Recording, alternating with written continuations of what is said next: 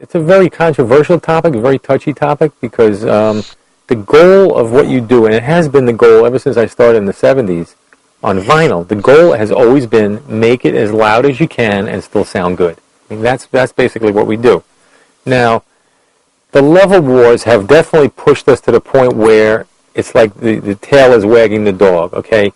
You're making it loud before you're making it good. And I think every single mastering engineer that I've ever spoken to, and I've done 2 or 3 panels, Tape Op and South by Southwest, and basically any time you get a group of mastering engineers together, we all feel that we're pushed too far to make it loud, but that there are forces in the marketplace which want the CDs to be loud. And recently, there's a new nuisance on which has emerged, which is the shuffle mode in an iPod. You know, shuffle mode in an iPod takes away the concept of listening to the album just in and of itself, and it makes it like a competition for impact between all the different songs on that iPod. And the thing that I need to do is I need to try to figure out how to make it as loud as I can and still make it sound good. I mean, the level war comes from being afraid that a certain part of your customer base will leave you if they perceive that you can't make the CD as loud, okay?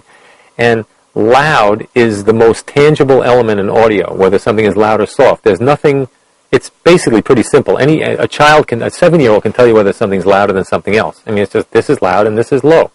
But a 7-year-old child can't tell you whether the thing is working musically or not. That's a fine point. So again, the thing is, how far do you go with the loud where it still sounds musically intact?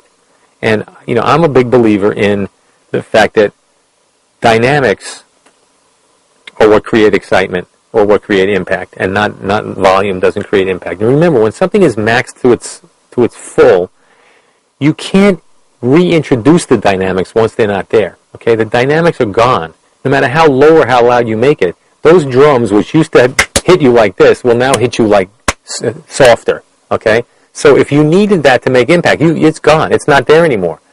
Loud makes guitar sound really loud. They make this very washed sound. There was a word that I never heard in the 70s and 80s with vinyl, which was fatiguing. I never heard this word fatiguing.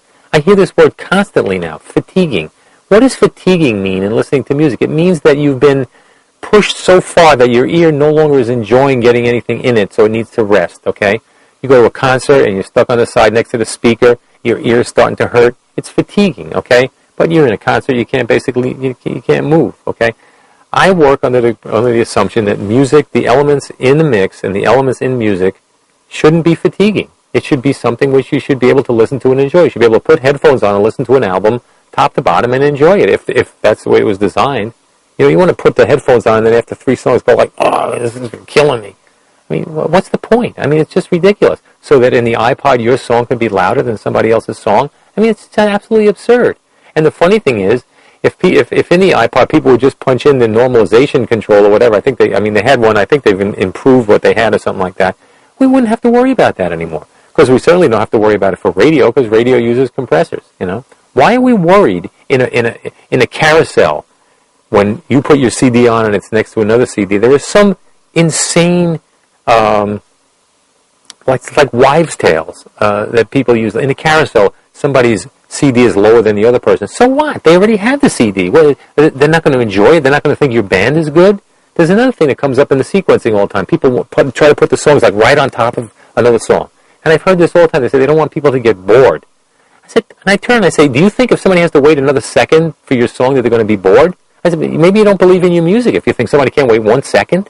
Or we want to really just keep hitting them. I mean, there's like something wrong with everybody these days to try to grab everybody's attention. Make it loud. Make it fast. This is us. This is us. You know, there's so many different ways of having impact with music that don't do this. So my advice to everybody is just calm down. Figure out what you want to do. And if that's what you want to do, if you want to take everybody by the throat and strangle them, there are mastering engineers and mixers that know how to do that really well, and it's a legitimate thing. It's a legitimate function with some types of music, but not with all types of music. So generally the clients I have and the music that I work on doesn't really depend on that so much, and every once in a while when it does, I try to temper it with my insights and my feelings about what makes something work or not work.